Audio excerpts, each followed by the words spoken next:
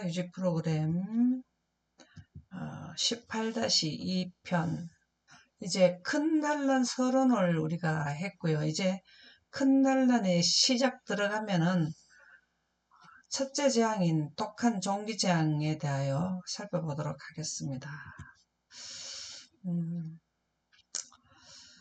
우리가 지금 현재 여기에 들어가서 14만 4천인들이 6가지 재앙을 내리는 14만 4천인에 대해서 말씀드렸고, 또 여섯째 인과 여섯째 나팔 일곱 재앙에 대한 서론을 말씀드렸습니다. 지금 이 시간에는 첫 번째 재앙 종기재앙에 대해 말씀드리도록 하겠습니다.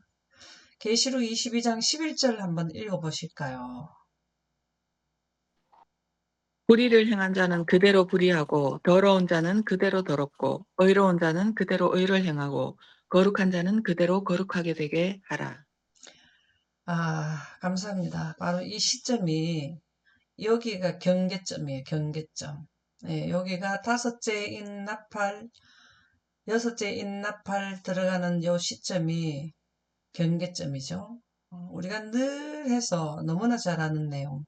조사 심판과 은혜 기간이 끝나고 작은 난란 끝나고 나팔수들의 그 복음이 담겨 있는 영원한 복음을 전하는 셋째 천사 기별도 끝나고 또 14만 666원 일요일 휴업령도 여기에 전 세계적으로 다 해서 끝나게 되고 전부 다 여기 다 끝나게 되는 부분인데 그 다음에 큰 날은 넘어가는데요. 여기가 이제 저는 처음에 계시록 22장 이 11절 말씀이 이게 도대체 무슨 말일까? 의와 불의, 의로운 자, 불의한 자, 거룩한 자 어떤 기준점을 할까 너무 궁금했는데요. 영광을 이해함으로써 이해하게 되었습니다. 우리는 영광 보존자와 영광을 거절한 자, 예수님을 믿는다고 하면서 이번에 교강과 굉장히 좋은 말씀이 나왔죠. 그 조건을 등한시한 자들, 그쵸? 영생과는 조건을 등한시한. 요즘에 교과가 참 좋더라고요. 요번에 지난 가에는 결혼에 대해서 했죠. 굉장히 좋은 말씀들이 있더라고요. 그 영감의 말씀은 진짜 영감의 말씀이더라고요.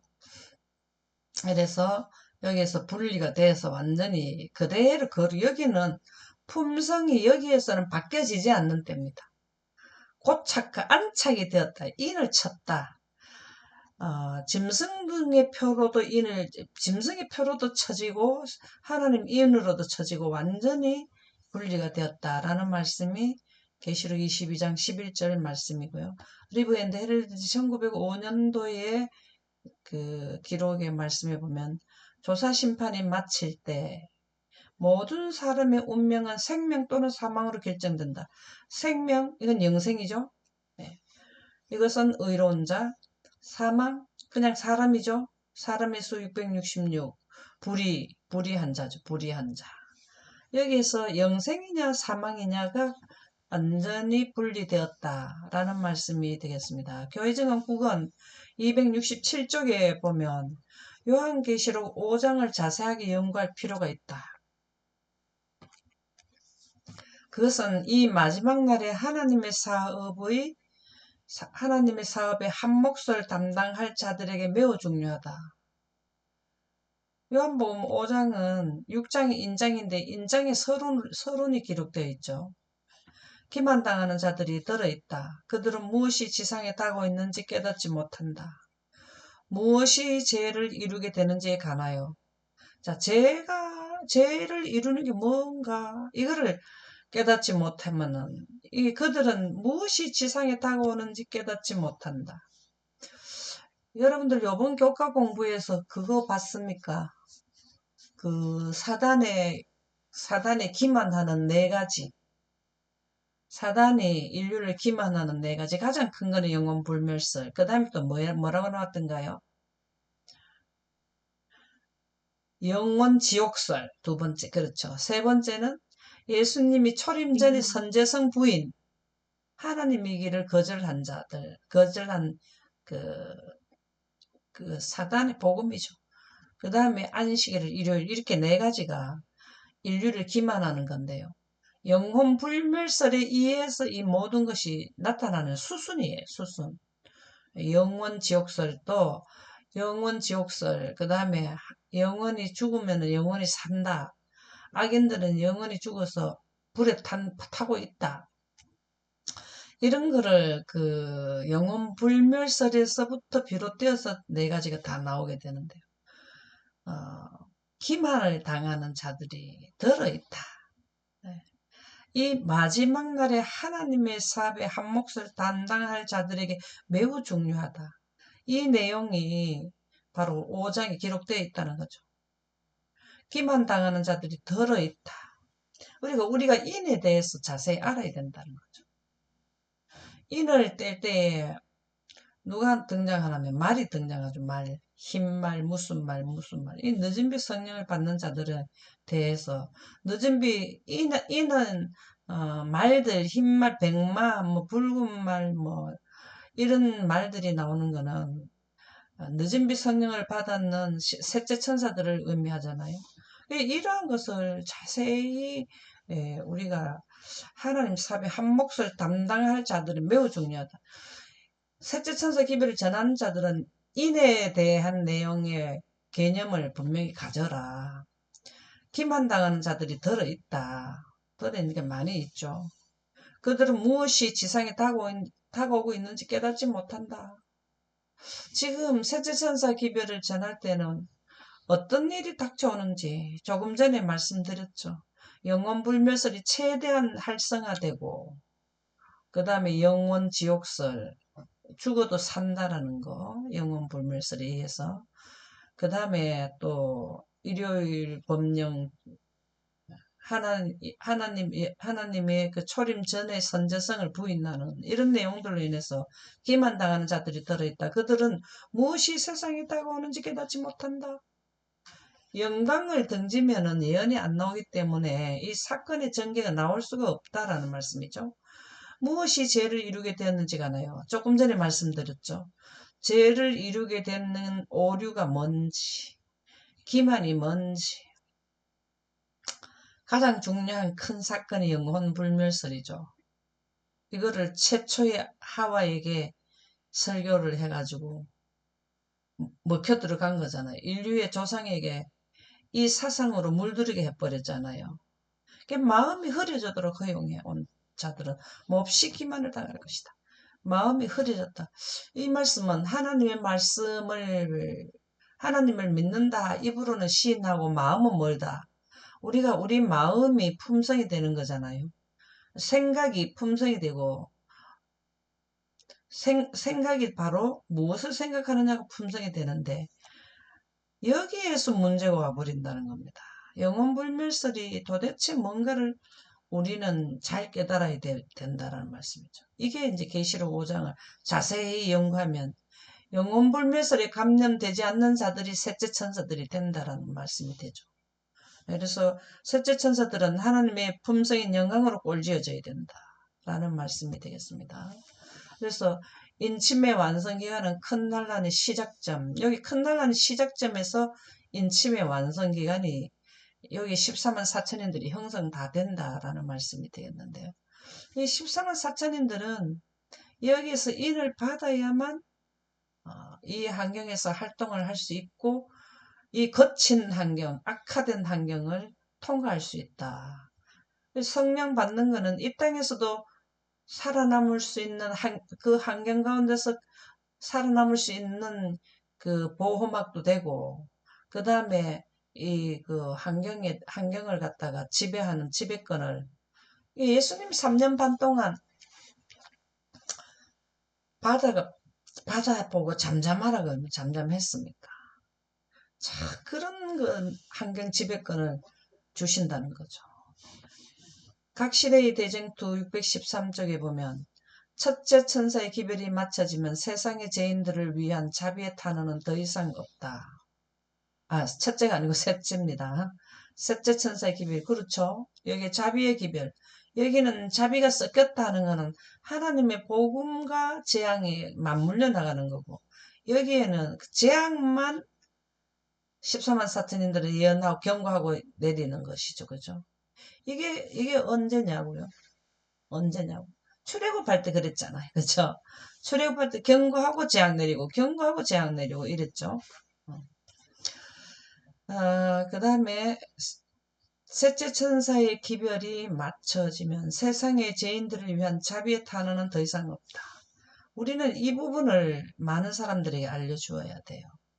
지금 현재도 은혜의 기간이기 때문에 해당이 되지만 여기 이 다섯째 인간 나팔이 끝나고 나면 더 이상의 하나님이 우리에게 은혜의 기간은 끝났다라는 것이죠. 하나님의 백성들은 그들의 사업을 다 이루었다. 그들은 유쾌하게 되는 날이 주 앞으로부터 이르는 늦은 비를 받았으므로 그들 앞에 있는 시련 때를 위하여 준비를 갖췄다. 여기가 그들의 시련 기간이죠. 왜 여기가 시련 기간일까요? 환경도 악화되었지만 야곱의 환란이 들어올 때잖아요. 그죠? 이게 이때 당시 11시 일꾼들이 들어올 때인데요. 11시 일꾼들은 포도원에 가서 1시간 남았을 때에 5시, 6시에 마쳤는데 5시에 들어온 사람들인데요.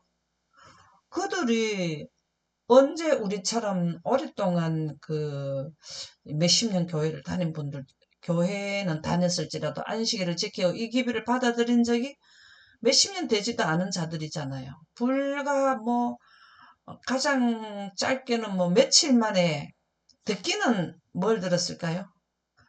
1260일 동안 들어왔죠. 결정을 그때 내렸다는 거죠. 우리가 예수님의 십자가에 못 박힌 강도도 그날 당장에 예수님께서 말씀하시는 예수님의 말씀을 따랐는 것이 아니라 3년 반 동안 예수님이 복음 사역을 늘 지켜봤다 그랬거든요.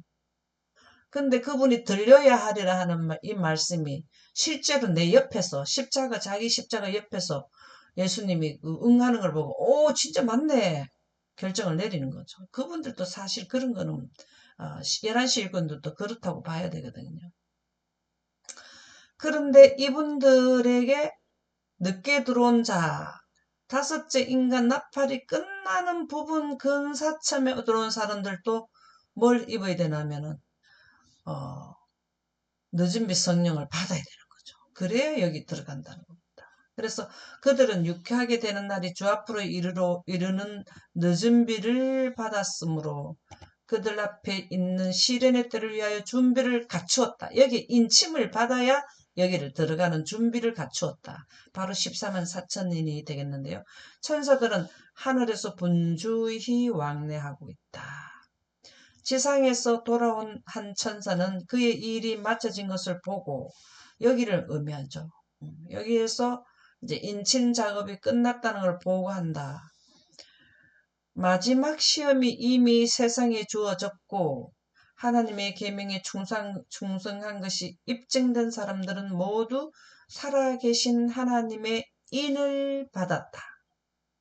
여기 보면은 하나님의 계명에 충성했다. 이 13만 4천인들은 지난번에도 우리가 교훈으로 말씀으로 교훈을 받았지만 하나님의 계시록 12장 17절 그 여자의 남은 자손 곧 하나님의 계명과 예수의 증거를 가진 자 계시록 14장 12절 하나님의 계명과 예수의 믿음을 가진 자들이 입증이 됐어요. 왜 입증이 되었어요? 여기서 뭘 받았느냐? 살아계신 하나님의 인을 받았다. 얼굴에 광채가 나고 여기서는 지속적으로 예수님이 이 기간이죠. 이 기간 예수님은 3년 반 동안 기적과 이사를 행하실 때 이오병이라든가 바다 위를 걸었다든가 수많은 죽은 자를 고쳤다든가 이런 수많은 일을 병자 고치고 한 것을 하나님께 능력을 그날 받아가지고 그 능력을 발휘하셨고 셋째 천사들도 마찬가지 3년 반 하고 여기에서는 성령이 떠나가 버리잖아요. 그죠?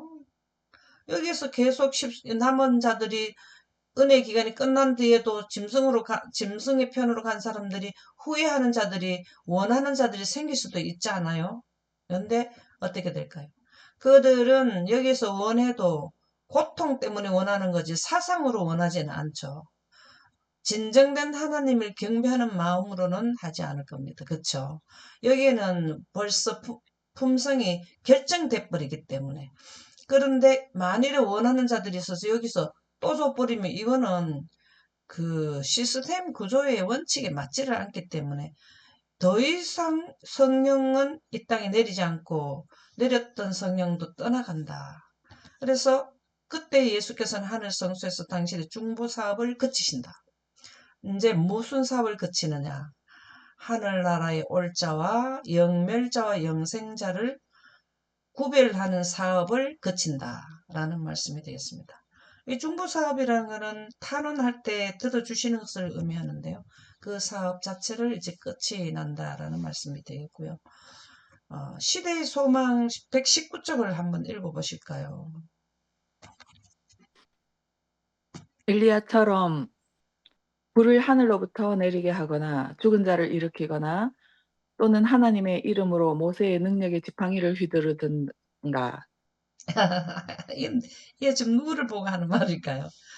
셋째 천사들을 셋째 천사대에서 넘어간 13만 4천인들이 이런 일을 한다라는 거죠. 예. 참 예를 참 멋지게 들어줬죠. 그죠? 그래서 큰 날난 시작은 2차 포위의 완성. 예. 2차 포위라는 거는 전 세계적으로 일요일 휴업령이 완전히 다 100% 확산되었다, 확장되었다. 법으로 다 세워졌다라는 말씀이 되겠고 1차 포위는 미국에서 일요일 휴업령, 2차 포위는 전 세계적으로 우리가 이제 1차 포위, 2차 포위 하면 예루살렘 그 멸망을 잘 이해할 수 있죠. 여기 나오네요. 누가복음 21장 20절 22절에서 너희가 예루살렘이 군대들에게 에워싸이는 것을 보거든 그 멸망이 가까운 줄 알라. 사람들이 그런 말을 하더라고요. 그 1차 포위 예루살렘 멸망 2차 포위에 관해서 왜 2차 포위 때를 사람들이 많이 생각하는데, 지붕 위에 있다도 뭐 어쩌고, 옷을 가지러 가지 말고 뭐 이런 말 있잖아요. 그렇게 급하게 그렇게 하느냐. 근데 사실은 1차 포위를, 예루살렘을 1차 포위하고 3년 반 후에 2차 포위가 시작됐거든요. 그래, 2차 포위는 우리가 여기를 의미해요. 우리가 이거를 잘 이해를 해요. 여기는 대도시를 떠나서 한적한 곳으로 피할 수밖에 없어요. 왜 그러하면 여기에서 일요일 휴업령을 내리게 되고 매매, 매매를 못하게 하는 법이 벌써 시행이 되기 때문에 이때 매매를 못하게 되면은 뭘 주는가 하면 14만 4천인들의 양식이 공급되잖아요. 그러니까 우리가 일요일 휴업령이 내리면은 매매건이 여기서부터 매매를 못한다고 우리가 일반적으로 이해하는데 말씀을 저도 그렇게 이해를 했었거든요. 근데 말씀에 입각해서 보니까 매매건은 여기서부터 못하게 되더라고요. 왜 그러냐? 짐승의 표를 받지 않은 자들에게 계시록 13장에 아주 명시가 되어 있어요. 짐승의 표를 받지 않은 자에게 매매를 못한다. 이렇게 딱 되어 있거든요. 여기서 보면 짐승의 표, 불의한 자, 의로운 자가 여기에 딱 구분 짓는 데가 요때거든요. 그래서 매매를 못하게 되면 사람이 매매를 못하게 되면 여러분들이 한 며칠이라도 뭐 필요한 거 못 사면 불편하고 먹을 게 없어지잖아 오래 가면. 그럴 때 뭘 하냐면 하나님께서 양식을 제공해 주는 여기에서 우리가 그것을 한번 더 생각해 보시면 좋겠습니다. 그래서 너희가 예루살렘이 군대에게 에워싸는 것을 보던 그 멸망에 가까운 줄 알라. 자, 1차 포위가 되면 멸망이 가까운 줄 알아야 된다라는 말씀이죠. 그때 유대에 있는 자들은 산으로 도망갈 것이며 성내에 있는 자들은 나갈 것이며 촌에 있는 자들은 거리로 들어가지 말지어다. 이 날들은 기록된 모든 것을 이루는 징벌의 날이. 여기 전쟁터이기 때문에 1차 포위 때는 대도시에서 소도시, 그죠? 그 다음에 여기에서는 소도시에서 뭘 하냐면 한적한 곳으로. 예언의 시내는 그렇게 나와요. 차례로 불려지는 진노의 나팔 소리. 계시록 8장 12절에서 13절에 보면 넷째 천사가 나팔을 부으니 해 3분의 1과 달 3분의 1과 별들의 3분의 1이 타격을 받아 내가 또 보고 들으니 공중에 날아가는 독수리가 큰 소리로 이르되 땅에 사는 자들에게 화가 있으리니 이는 새 천사가 불어야 할 나팔 소리가 남아 있음이로다. 자, 여기에서 넷째 천사, 여기에서 지금 이 말씀이 나오거든요. 넷째 천사는 셋째 천사들이 네 번째 나팔을 불 때를 의미합니다. 여기에서 우리가 자꾸 사람들이 뭘 의미하나? 세 천사 기별이 있는데 넷째 천사와 다섯째 천사가 있다 이렇게 하거든요. 있기는 있어요. 근데 그 적용을 어떻게 하느냐가 중요해요. 여기 넷째 천사, 다섯째 천사가 나오거든요. 이게 무슨 말? 여기는 일곱 천사도 나오거든요. 여기에서 무엇을 의미하나 하면은 셋째 천사들이 기별을 전하는데 첫 번째 나팔, 이게 다 셋째 천사들이 부는 거거든요. 두 번째, 세 번째, 네 번째 부는 거를 넷째 천사라. 여기에서는 14만 4천인들이 전체 활동하는 기간인데 첫째 천사, 둘째 천사, 일곱 천사, 이렇게 일곱째 천사가 나오거든요. 이 부분 때문에 헷갈리는데요.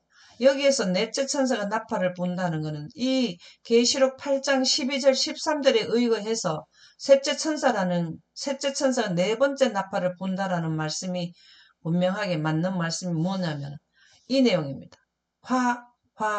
앞으로 뭘 부느냐? 새 천사가 불어야 할 나팔 소리가 남아있다. 여기서부터 하나, 여섯째 나팔, 다섯째 나팔, 일곱째 나팔, 이거를 의미한단 말이에요. 여기에서 넷째 나팔을 불고 다섯째 나팔에 들어갔을 때는 화가 임하고, 여섯째 나팔을 불 때는 일곱째 나팔 때 이것을 의미한단 말이죠. 그래서 여기에서 넷째 나팔이라 하는 거는 셋째 천사들이 네 번째 나팔을 분다라는 말씀이 되겠습니다. 여기에서 지금 일부에 설명하는 분들이 우리는 1843년 첫째 천사 기별이 나갔고 여러분들이 이 영광보존자들은 이 부분을 헷갈리지 않도록 설명을 해주는데 굉장히 신경을 써야 돼요. 왜 그러냐면 첫째 천사 기별, 새 천사 기별밖에 없어요.